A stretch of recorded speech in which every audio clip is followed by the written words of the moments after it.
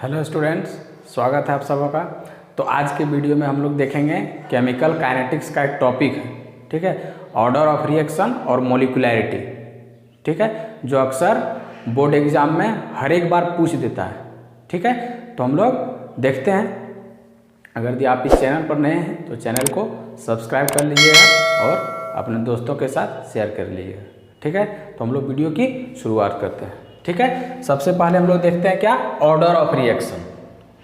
कभी कभी इसका पूछ देता है डेफिनेशन कि what is order of reaction. तो देखते हैं हम लोग order of reaction.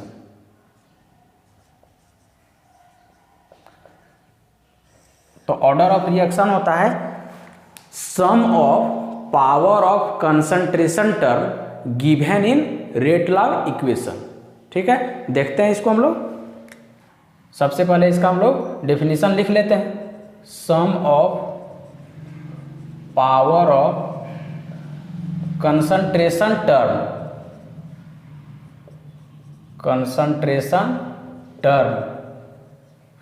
Given in rate law equation. अब देखिए, मान लेते हैं कोई यहाँ पर केमिकल रिएक्शन है, x + 2y दे रहा है, कोई प्रोडक्ट P दे रहा है, ठीक है। और यहाँ से रेट लॉ इक्वेशन जो है कुछ इस तरह है, R = K, x कर दिए यहाँ पर और y कर दिए यहाँ पर कोएफिशिएंट, यहाँ पर मान लेते हैं पावर इसका A है, इसका B है, ठीक है। क्योंकि हम लोग कोई भी केमिकल रिएक्शन को देखकर उसका रेट लॉ लिख नहीं सकते क्योंकि ये एक्सपेरिमेंटल टर्म है, ठीक है। तो ये यहाँ लिख देते हैं एक्सपेरिमेंटल रेट लॉ, ठीक है, एक्सपेरिमेंटल रेट लॉ। अब देखिए यहाँ पर रेट लॉ हम लोग लिखे हैं।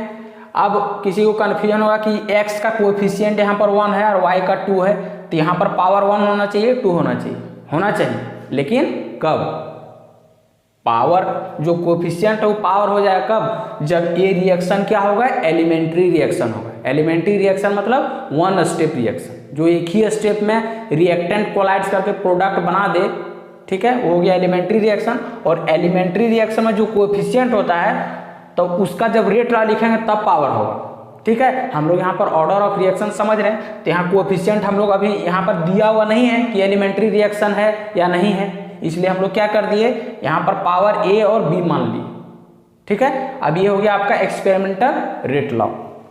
अब ये रेट लॉ जब दिया हुआ है तो यहाँ से हम लोग ऑर्डर ऑफ रिएक्शन निकाल सकते हैं। देखिए यहाँ से क्या हो जाएगा ऑर्डर ऑफ रिएक्शन, यहाँ से ऑर्डर ऑफ रिएक्शन जो हो जाएगा, ये पावर को क्या करेंगे, ऐड कर देंगे A + B, ठीक है। अब ये रेट लॉ अगर कहीं आप लोग को दिया हुआ है, कहीं भी अगर आप लोग को रेट लॉ दिया हुआ है तो वहां से अगर ऑर्डर ऑफ रिएक्शन निकालने देगा तो हम लोग रिएक्शन नहीं देखेंगे, सीधा rate law, experimental rate law जो दिया रहेगा उसका जो पावर है उसको ऐड कर देंगे। और सिंपली जब हम लोग पावर ऐड कर देंगे तो वही हो जाएगा क्या, टोटल ऑर्डर ऑफ रिएक्शन, ठीक है। अब यहीं पर पूछ देता है कि order of reaction with respect to A क्या है। ऑर्डर ऑफ रिएक्शन लिख देते हैं यहाँ पर, order of reaction with respect to WRT with respect to x कितना हो जाएगा, a, x पे पावर कितना a, तो ऑर्डर ऑफ रिएक्शन जो x के रिस्पेक्ट में क्या हो जाएगा a। अब उसी तरह अगर y के रिस्पेक्ट में ऑर्डर ऑफ रिएक्शन निकालेंगे तो order of reaction with respect to y निकालेंगे तो कितना हो जाएगा b। और अगर यदि आप लोग को टोटल ऑर्डर पूछेगा तो ये पावर ऐड कर देंगे A + B, ठीक है, समझ में आ गया। अब जैसे यहाँ पर देख लीजिए एग्जाम्पल है, मान लेते हैं कोई रेट लॉ दिया हुआ है, रेट लॉ दिया है R = K, A पर पावर 1 और B पर पावर 2, ऐसे दिया हुआ, सिंपल रेट लॉ दिया हुआ। और यहाँ से पूछ देगा ऑर्डर कितना होगा, टोटल ऑर्डर लिख दिए, टोटल ऑर्डर ऑफ रिएक्शन।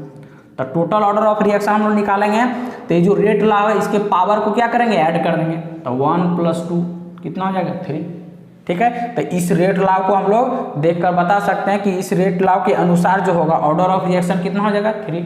अब यही order of reaction with respect to A बोलता तो कितना हो जाता 1, order of reaction with respect to B बोलता कितना हो जाता 2। ठीक है, अब मान लेते हैं ये रेट लॉ दिया हुआ R इक्वल टू के ए पर पावर क्या हाफ, ठीक है। अब बी पर पावर भी हाफ दिया हुआ है, ठीक है।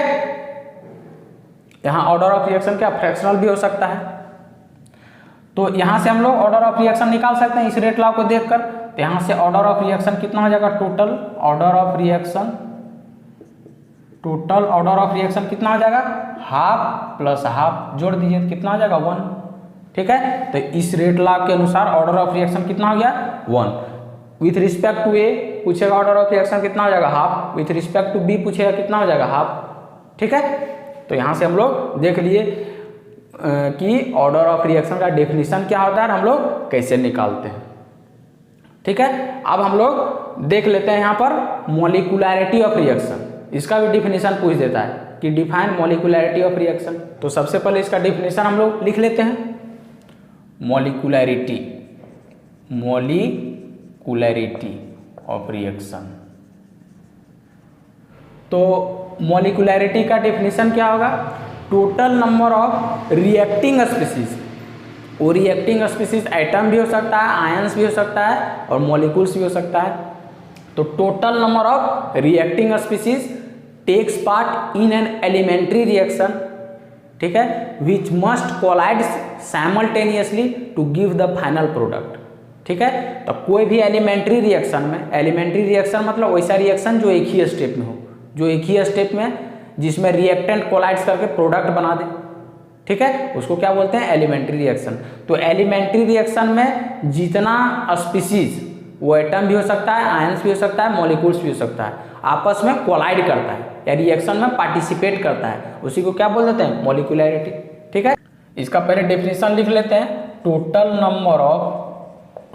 नंबर ऑफ रिएक्टिंग स्पीसीज, ये रिएक्टिंग स्पीसीज एटम भी हो सकता है, आयंस भी हो सकता है, मॉलिक्यूल्स भी हो सकता है।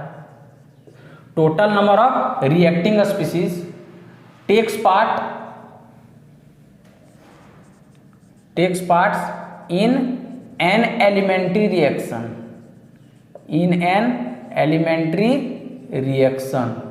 which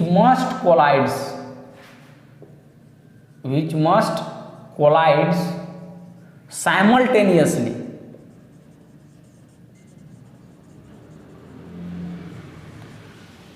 to give final product is called क्या मॉलिक्यूलैरिटी, ठीक है। तो जितना रिएक्टिंग स्पीसीज जो है आपस में कोलाइड करेगा किस में, एलिमेंट्री रिएक्शन में, उसी को क्या बोल देंगे मॉलिक्यूलैरिटी। जैसे हम लोग देख लेते हैं यहाँ पे एग्जाम्पल में H2 है, I2 है, रिएक्शन यहाँ पर करेगा तो क्या बना देगा 2HI, हाइड्रोजन आयोडीन रिएक्शन किया, हाइड्रोजन आयोडाइड बना दिया, ठीक है। तो ये क्या है एलिमेंट्री रिएक्शन है, एलिमेंट्री रिएक्शन। यहाँ लिख लीजिए थोड़ा सा कि एलिमेंट्री रिएक्शन क्या होता है, रिएक्शन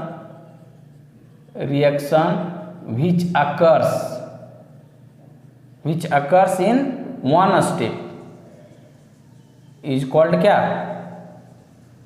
एलिमेंट्री रिएक्शन, ठीक है। जो एक ही स्टेप में होगा उसको क्या बोलते हैं हम लोग एलिमेंट्री रिएक्शन। तो देखिए एक ही स्टेप में हो रहा है। अब देखिए तो यहाँ पर H2 प्लस I2 2HI ये क्या है एलिमेंट्री रिएक्शन है, क्योंकि एक ही स्टेप में हो रहा है।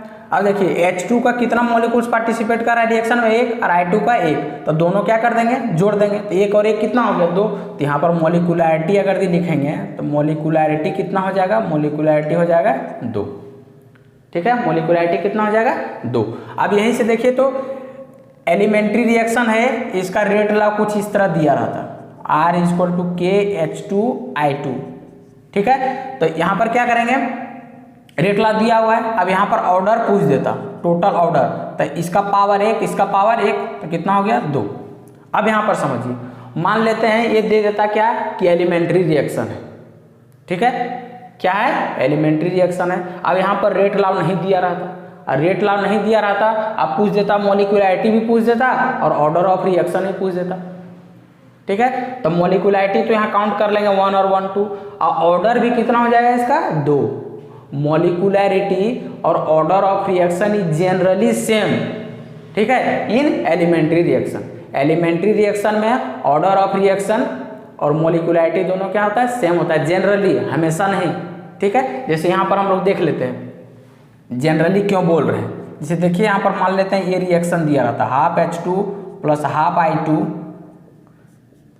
गिव्स HI, ठीक है। अब देखिए यहाँ पर अगर दी मॉलिकुलैरिटी पूछ देता तो ध्यान दीजिए, मॉलिकुलैरिटी पूछ देता, अब हाफ H2 है, हाफ मॉलिक्यूल्स ऑफ H2 है, हाफ मॉलिक्यूल्स ऑफ I2, तो आधा मॉलिक्यूल्स तो रिएक्शन में पार्टिसिपेट नहीं ना करेगा, ठीक है। जब भी करेगा पूरा करेगा। तो हाफ मॉलिक्यूल्स मतलब एक एटम हाइड्रोजन का पार्टिसिपेट कर रहा है रिएक्शन में और एक एटम आयोडीन का।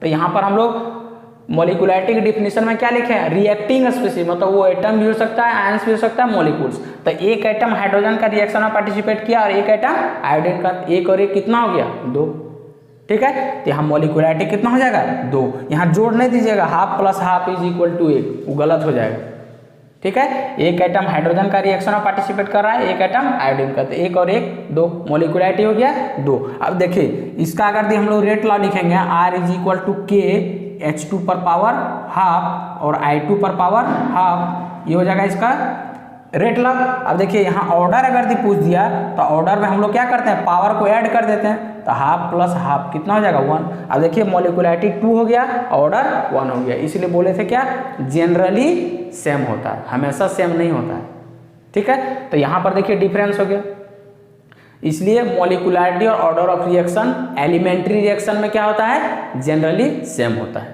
ठीक है। तो यहाँ समझ में आ गया। अब एग्जाम में अगर पूछेगा जो कि जनरली पूछ देता है, define order of reaction, define molecularity of reaction, यहाँ से एक्सपेरिमेंटल रेट लॉ दे देगा और मॉलिकुलैरिटी पूछ देगा, ऑर्डर ऑफ रिएक्शन पूछ देगा, तो हम लोग यहाँ से आसानी से सॉल्व कर सकते हैं, ठीक है। तो आज के वीडियो में बस इतना ही, ठीक है। मिलते हैं नए टॉपिक के साथ अगले वीडियो में। धन्यवाद।